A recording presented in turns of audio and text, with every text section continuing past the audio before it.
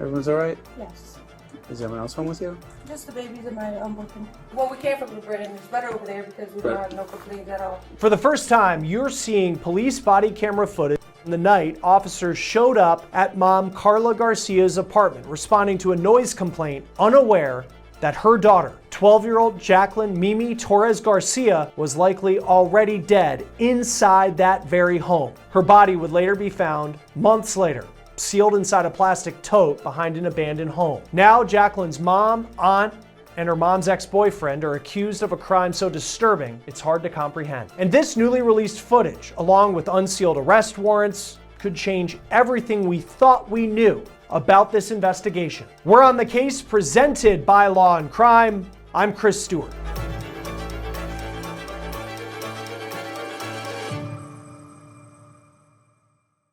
We're learning some new disturbing information, as if this story couldn't get any worse, in the death of 12-year-old Jacqueline Mimi Torres-Garcia. This young girl found earlier this month inside a tote, ditched behind an abandoned home in New Britain, Connecticut.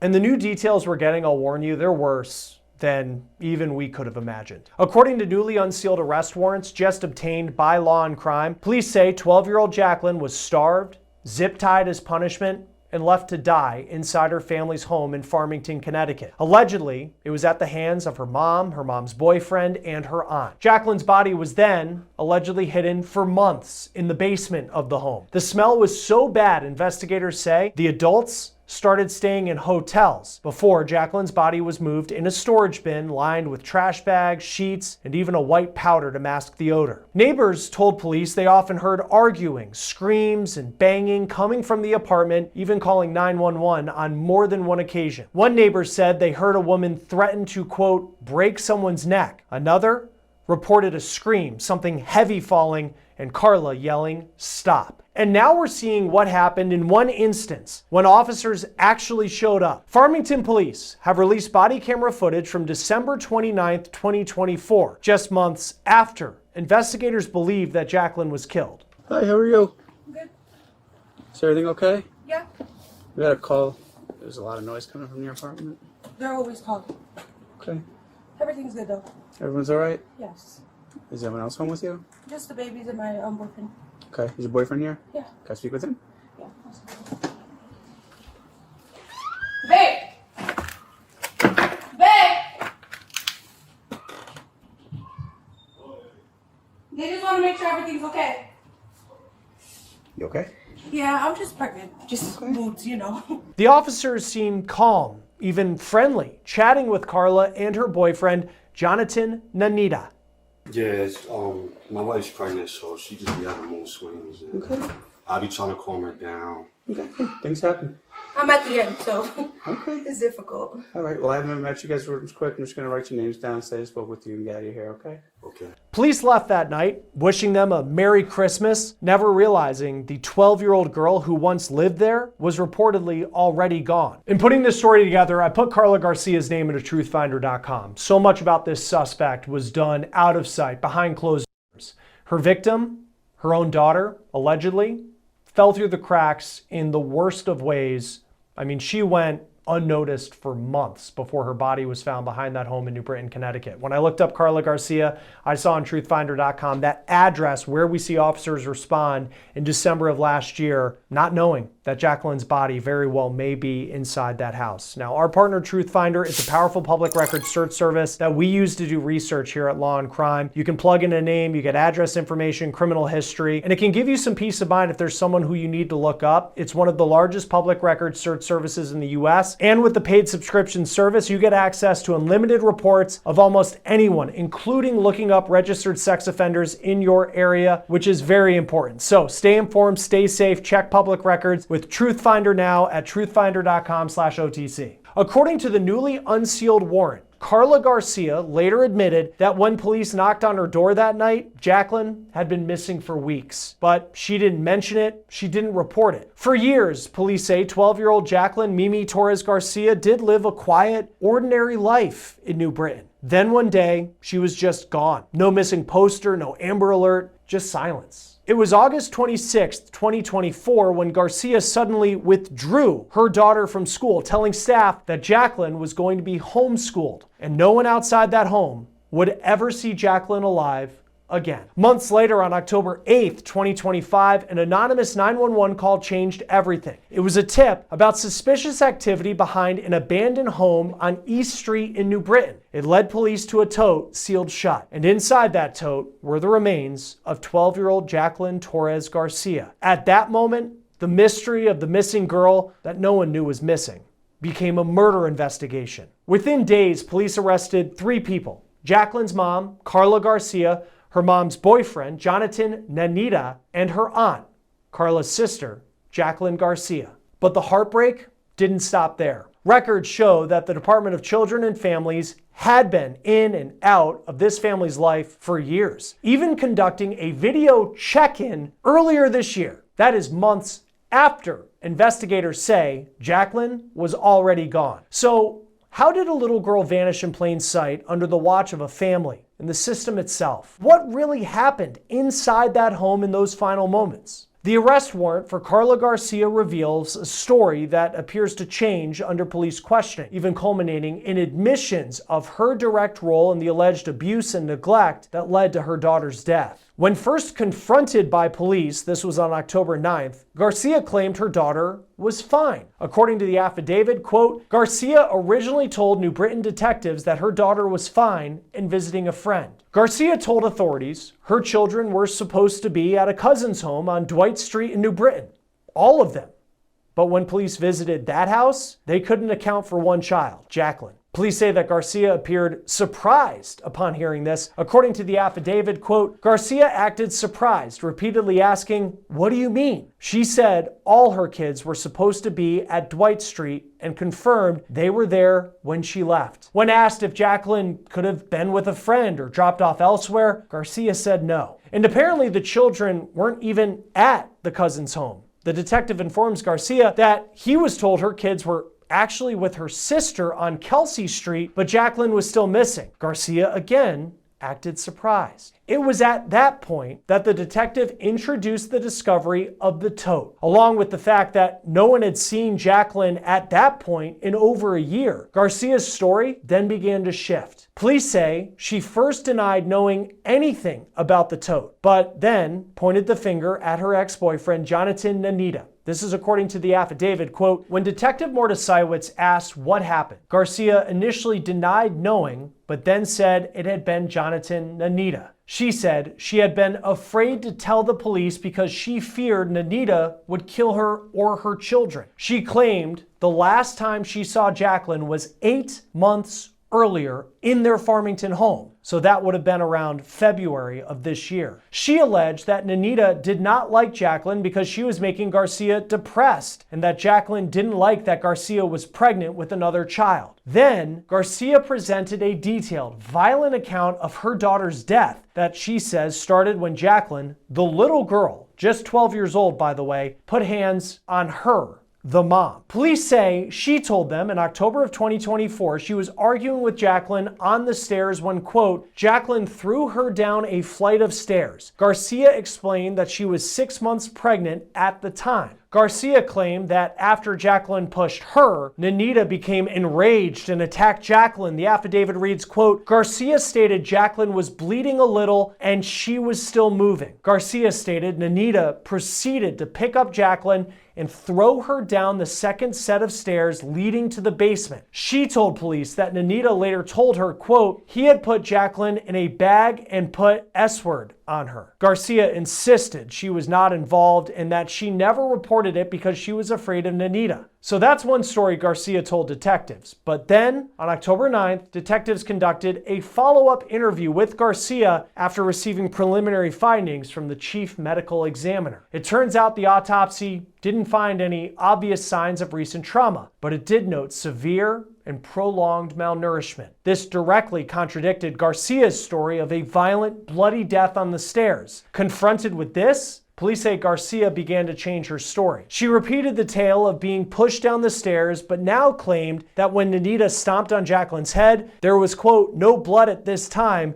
and that she was still moving after. She maintained Nanita dragged Jacqueline away and she heard what sounded like, quote, a body being thrown down a flight of stairs and she could hear Jacqueline crying. But then, when faced with the photographic and autopsy evidence, police say Garcia's story collapsed entirely and she began to admit that she did play a role in Jacqueline's death. According to the affidavit, when she was shown a photograph of Jacqueline restrained in zip ties and lying on pee pads, quote, she later admitted she did apply zip ties to Jacqueline on 2 occasions after she was told to do so by Nanita. Garcia also admitted that she was forced by Nanita to withhold food from Jacqueline, but her admission soon went beyond acting under the coercion of Nanita. The affidavit states, quote, Garcia later admitted that she and Nanita would mistreat Jacqueline together because Jacqueline was, quote, bad. She didn't listen. She didn't respect them. Garcia went on to say that Jacqueline was doing things she wasn't supposed to do, including striking other kids, going into people's cars, and having 5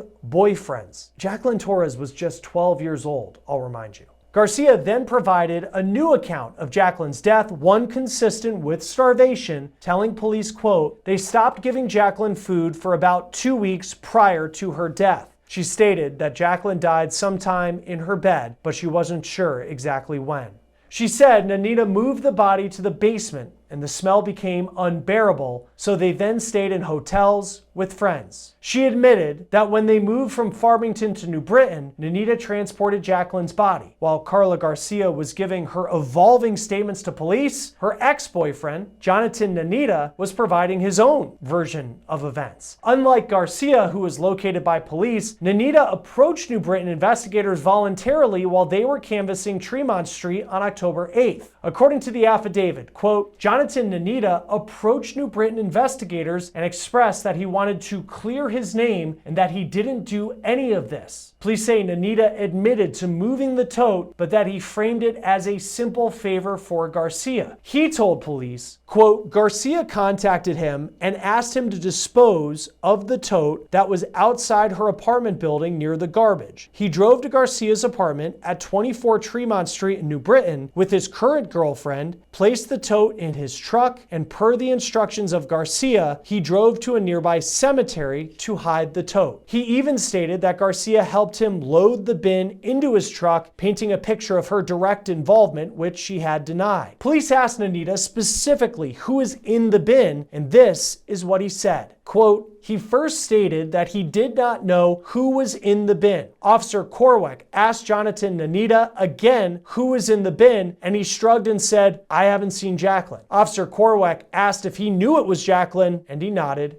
yes. While Garcia described a violent, bloody attack on Jacqueline, Nanita claimed that he was merely a witness to the aftermath of an unknown event and that Garcia and her sister were present and responsible. He told detectives that he walked into the Farmington home and, quote, saw blood all over the walls along the staircase. Jonatan Nanita stated he asked what happened and they said that they didn't know. Jonatan Nanita stated Jackelyn Garcia and 4 of the kids were upstairs in a room, but little Jacqueline Torres-Garcia was missing. Jonatan Nanita stated he panicked and left the apartment without knowing what happened. He claimed he returned the next day to find the blood cleaned up and he never saw Jacqueline again, and that was that. He denied ever harming Jacqueline, and police say that he suggested during his interview that Garcia was the one who was responsible. The arrest warrant for Jackelyn Garcia reveals she was not merely a witness to the abuse for her niece, according to police, but an active participant who documented the horrific conditions and,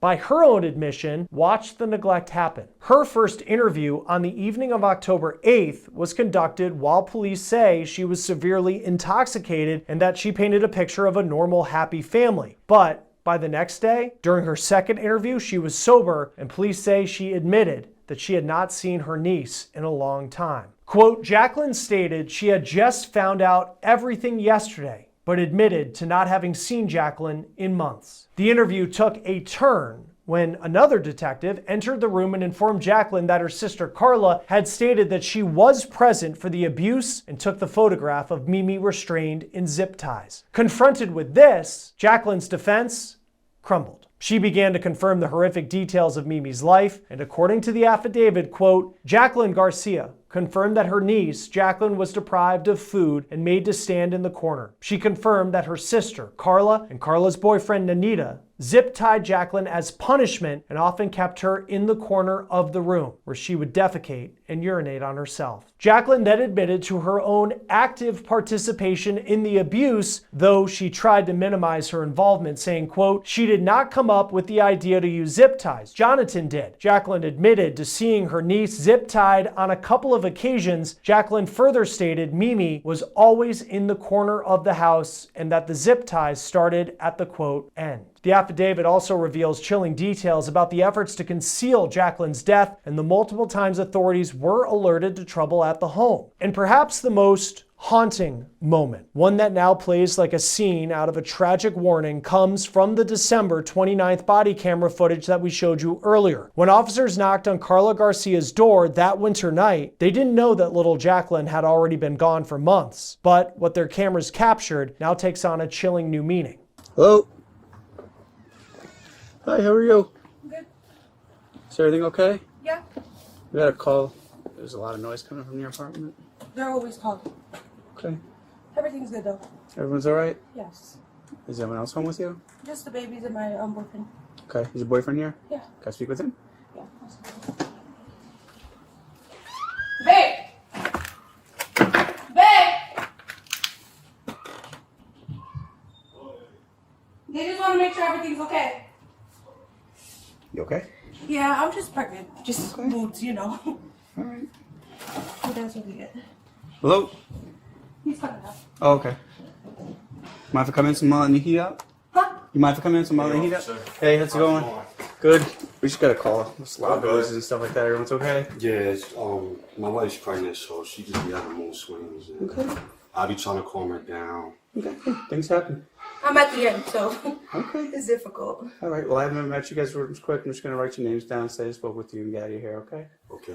How long you guys been staying here? Almost a year. Yeah. Okay. Things are good. Yeah. Sometimes the walls are, you live in apartments, walls are Yeah, thin we always hear sometimes. complaints. Yeah. They've been complaining since we first moved here, so Okay, so it's not the We're first. planning on moving. Okay. we're actually moving. Oh, for real? Yeah, because of that. Well, we came from New Britain. It's better over there because we don't Right. have no complaints at all. Yeah, it's a little bit different area. People are a little less likely to want to call for some noise, stuff like that. Police left that night, wishing them a Merry Christmas, not realizing the 12-year-old girl who once lived there was already gone. Joining us now to talk more about this case is Lindsay McCall-Long, retired police officer. Thank you for being with us here on Law and Crime. Let's first start with this body camera footage, because you see Karla Garcia, you see her ex-boyfriend who's also facing charges in this case. What stood out to you when you watched that? This is one of those things where it's kind of hard to tell. Obviously, we've seen the footage at this point, so hindsight is 2020. When you go into a home, and obviously when you're getting a call about yelling and screaming, you do want to talk to everybody who's there. You can't just have one person, like when Karla first came to the door and say, oh no, everything's okay. I need to see all adults who are in the house and all the children. Obviously, if they're asleep, I think the only thing that I would have maybe done differently is maybe I would have liked to put eyes on all the kids that they said were in the house. But couples argue, and some people just talk loud. So as long as I don't see any outward bruises and them just talking, there didn't seem to be any red flags going off that maybe she was in any distress or that they were agitated at that time. So I think those are the things that you look for. Look to see if anything's broken or knocked over or anything like that. Or another thing is, if the officers keep asking one party questions, the other party answers for them, that could be a red flag. And maybe you want to separate them at that point and have one-on-one interviews with each person. And you saw in that video that they were pretty calm. Like, I mean, it just, and for my untrained eye watching it, it just seemed like a very normal, like, oh, she's, he was saying she was pregnant, so she might have a mood swing. And like, that's really all this was. The child that they're holding, they said was 3. She doesn't seem to be in any distress. But then it hit me because then in hindsight, you think of the fact that it was likely that Jacqueline, allegedly, her body was inside the home, and they're holding this secret of abuse, and they're holding this secret that this girl was allegedly murdered. What does that say about these suspects, knowing what they're accused of now, and just how calm they are in the presence of police when they come and knock on the door? Well, that's the thing that bothered me the most as I was watching that. I was thinking exactly what you just said of they were very calm. And with all the information we have now, most likely that child's body was under where those officers were standing and where this family lives every day.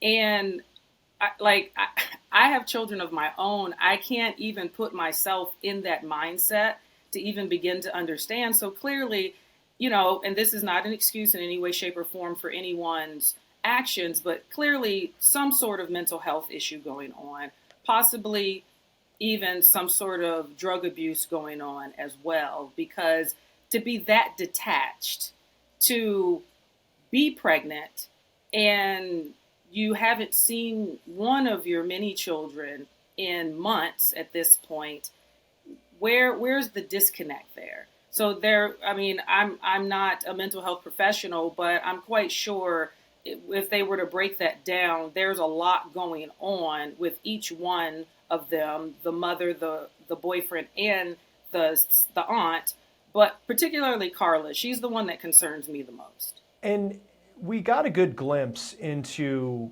the conversations that she had with law enforcement once Jacqueline Torres' body was found. And also Jonatan, her now ex-boyfriend, what he told law enforcement during those interviews. But let's talk about Karla, because she says that it was all Jonatan. He is this abuser. I don't know what happened.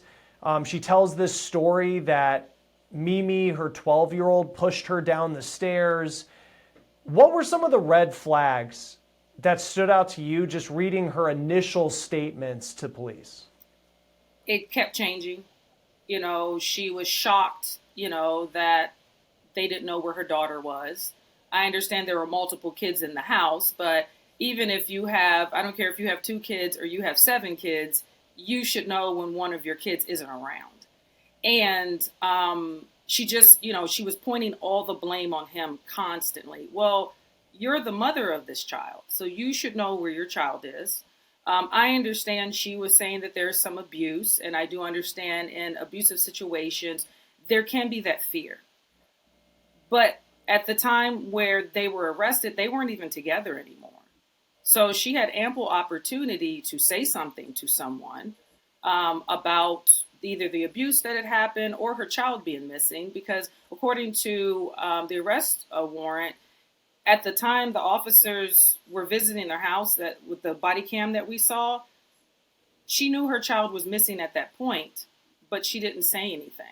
You know, so for you not to have seen your child for months, I mean, at that point, it had been more than 6 months, according to her, since the last time she had seen her child. And anytime she had asked Jonatan about it, it was, well, don't ask. Okay, well, that's a little dire. We have to ask at some point, like, where is my child? I understand being afraid of someone, but that mama bear has to come out in you at some point to be like, I don't care what you do to me. I need to save my child. We get into a fight. We fall down the stairs. Okay. And then he just takes your child away. And that's the last time you see him. That doesn't sit well with me as a mother. You know, she says that she was paralyzed, that she was injured. Again, your duty as a parent is to protect. That is your duty as a parent. And I know when I was pregnant, I was very emotional. I wanted to protect everything. You couldn't even kill an insect around me. So when it would come to my child, I would burn the world down for one of my children. I don't care who it was that was standing in between me and my child. So I definitely think because throughout her interviews, once she got to the point where she's like, okay, it's him, it was only him and always him. That's always a red flag to me, that she has some part of it in it, but she wants the investigators to look in a completely opposite direction. And the other thing too is just the initial story she tells. Like, the blame that she put on Mimi Torres, the 12-year-old, that it was like, here's the story, you know, she's, and then for what she, and we'll get to what she actually admits to and whether, how much weight we can put into that considering how many times she lied, like by the end of this, but to think of what she's accused of doing, the malnourishment, the zip ties that were involved, and then here's her initial story to police that it's not only just Jonatan who did it, it's like, oh, the 12-year-old pushed me down the stairs, where that story, I mean, she's 12. You know, to think that she was thrown, I think the police used the term that she said that the 12-year-old threw her down the stairs, which just doesn't feel, you know, when you see Karla Garcia, it just doesn't seem like that would be a very fair interaction between adult and a child. No. As far as Jonatan, he starts pushing, you know, he starts pointing the finger at Karla as well. And it's this very ominous, like, oh, don't ask questions of it. If you're police, you've talked to Karla, and then you hear Jonatan saying this, what happens next for the investigators in that room? Well, they want to get his side of the story, so they want to lock him into a story. So they're going to see what he says, because in their mind, they already have her, you know, they have what their evidence shows them, and then they have her version of the story. So, you know, they're looking for consistency in all three of those. So, okay, well, let's see what she says. Let's see if that lines up with the evidence, and then let's see what he says, and let's see what lines up with the evidence. And then obviously where their stories line up.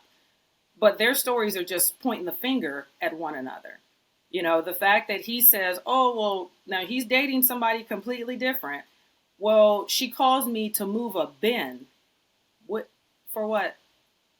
You couldn't, all the people that you know, now she's apparently from this area, you couldn't find someone else to move this bin for you? And then when he comes to move it, later in the interview, at some point, he does admit there is an odor coming from this bin. So you're just going to move a bin that stinks and you're not curious? Every human I know is curious. And if something stinks, particularly if it's the smell of a decomposing body, you don't ever have to smell that. But the first time you smell it, you know exactly what it is. So even when I was reading that, I'm just shaking my head and kind of laughing to myself, like, this guy can't be serious. Like, he cannot be looking these investigators in the face and telling them this story as if they actually believe him. Oh, and it seems too, I mean, he really tries, because then eventually they get to the point where they are admitting to, and it's just, as a parent myself too, like with this story, and I think anybody, whether you're a parent or not, it's just so infuriating when you hear of zip ties being involved. There's malnourishment that's involved. I mean, just horrific allegations of child abuse. And yet you have both of these suspects not just pointing the finger at each other, but also trying to like minimize, and even for Karla Garcia's sister, who's facing charges in this, like everybody's trying to minimize their involvement. One question I do have too for investigators is like, you have so many different stories, and like there's some now, once you get to the zip tie part of it, everybody's admitting to similar stories at this point, but how do you trust who you might lean on as a witness at a trial as you build the case against maybe Karla Garcia or against all three? Well, I think the more people you have involved too, somebody's going to crack at some point. And somebody's going to give, because they're going to want a deal, and they are going to give up I think the investigators are probably going to count on the fact that one of them is going to crack and give them the information that only someone who was there would know, or only someone who was there would be able to help them connect the dots. And so that's how they will know if that information is more reliable, because they can corroborate that evidence. And it's like, once when they're coming towards sentencing and things like that, and the three of them understand that this is getting real for them, they're going to really start pointing the fingers at each other. But again, it's what the evidence says, how their stories match up. And, they have seasoned investigators. And most investigators, like they say, they have a hunch, they have a gut feeling. They're going to be able to weed through who's being honest with them and who isn't being honest with them. And once they start hitting them with those facts of, okay, well, or the other stories, I should say, this is what Karla told me, this is what Anthony told me, this is what the aunt Jacqueline told me, and then their wheels are going to start turning. Because you can only, you have to tell another lie to keep up with a lie. And that's where all these inconsistencies keep coming from in their story. Because obviously they didn't come together as a group and say, well, this is the story we're going to tell if we get caught. Because you can see how different everybody's story is. I noticed too, just some of the inconsistencies for Karla as she was trying to point the finger at Jonatan and point the finger even at her own child who she allegedly murdered, is when she was making allegations that it was an abusive relationship, and she's like pulling up her phone to be like, I can show you that Jonatan threatened to take my life. And yet she doesn't have the text messages to prove it. So it's almost as if you have these detectives saying like, okay, let's see. And she just doesn't have that. It seemed through just reading the arrest warrant that when she sat down for an interview, New Britain detectives had a pretty good idea what happened and knew that she was going to be involved. And then they keep calling her out on each and every lie. And then that kind of whittles away and gets down to the horrific, what seems like the alleged truth here, that this was just terrible, terrible child abuse over a period of time. What typically is the strategy going into these interviews in getting to the truth?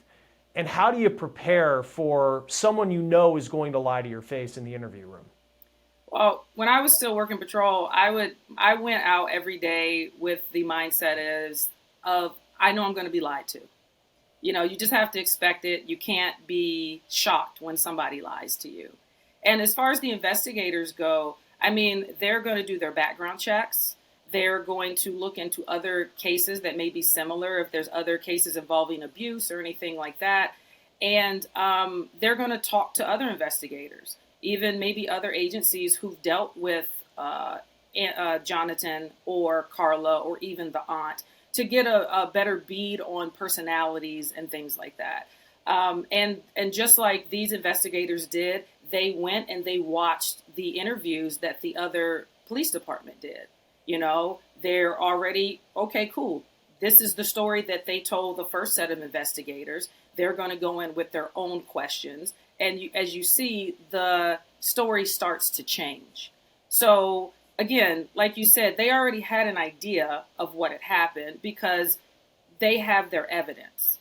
They're looking at everything. They're putting together their own timeline and putting the pieces of the puzzle together. And now they're looking to the either witnesses and the suspects involved and the evidence to fill in those missing pieces of the puzzle. So generally, I believe that's the strategy, just gaining as much information as you can. And we have a wealth of information at our fingertips now with all the databases and things like that. They can do a lot of research before even going into an interview. And another thing that helps, and we see this on TV, is while they're sitting in an interrogation, there are other investigators watching the interrogation, making notes. So when they take their breaks, they can compare notes or say, hey, suspect A or B said this. When you go back in, maybe come back in and confront them with this point or ask this question. And then just my last question, and I'm sure when you were on patrol, you have seen homes and some really tough situations for children. And there are families who just struggle, you know, whether it's financial, whatever it may be. You know, drugs can have a huge impact on a family. And we know that DCF agencies are overworked. And there's probably a lot of great people that work for DCF. But the truth is, in this story, Mimi Torres has been dead for roughly a year. And this family was known to DCF, according to authorities in Connecticut. How do you make sense of the fact that this family was known to the state agency that's there to protect children, and yet up until that body being found in New Britain, no one had any idea that she was missing? That's a tough one for me because I'm not just thinking about DCS, because I know that, you know, a lot of the systems, and again, not an excuse, are overwhelmed with cases. But there were neighbors that had complained about kids getting things out of the trash, them not being properly dressed for the weather at times, using the heat in the car, and things like that. So kids being, you know, slipping through the cracks is just not a good enough excuse for me, because then we end up with cases like this. And we've seen so many other horrific cases of abuse. I'm just the other adults in their lives too. there were family members that hadn't seen this little girl in a year almost. You know, at what point do we step in? At what point do we show up at the door and say, hey, you keep making excuses that I can't FaceTime or she can't come to the phone. Well, I'm going to come to you. You know, there's other adults in this child's lives. You know, there's the father, there's the grandparents, there's aunt, there's uncles, you know, even friends. I understand that she was pulled out of school at some point, and the last, it was noticed that she was homeschooled, but nobody saw her. Kids like to play outside. You know, nobody thought it was odd that they never even saw her coming and going if she was supposedly playing with friends. You know, so I understand that we can get caught up in our own lives, but like the saying goes, if something doesn't feel right in your gut, say something. You can be anonymous when you call the police department. You can be anonymous when you call DCF. You know, there's nothing wrong with that, but this is how kids slip through the cracks when everybody else thinks that somebody else has an eye on that child. Yeah, and you bring up a good point with FaceTime, because I think in this era, you know, the idea of putting someone else on the phone to try and, you know, cover something up is not what it once was. And now it's like, you know, FaceTime, you can see who's in the home. And it is astonishing that for an entire year, you just think of how long that period is, that no one, agency, family, whoever, asked where she was. It's just an incredibly sad story that we'll continue to follow. Lindsay McCall Long, retired police officer. Thank you for talking about this tough case with us here on Law and Crime. Thank you. All three are behind bars now, each facing a long list of charges. Karla Garcia and Jonatan Nanita are both charged with murder with special circumstances, conspiracy to commit murder, risk of injury to a minor, unlawful restraint, intentional cruelty to a child, and tampering with evidence. Nanita was recently hit with a tampering charge along with another charge, violation of regulations regarding the disposition of a dead body. He and Garcia are being held on a $5 million bond. Jacqueline Garcia, the aunt, is charged with cruelty to persons, unlawful restraint, reckless endangerment, and multiple counts of risk of injury to a child. She is being held on $1 million bond. All three are due back in New Britain Superior Court on November 14th. That will do it for On the Case, presented by Law and Crime. Subscribe to us on YouTube and Spotify. I'm Chris Stewart. We'll see you next time.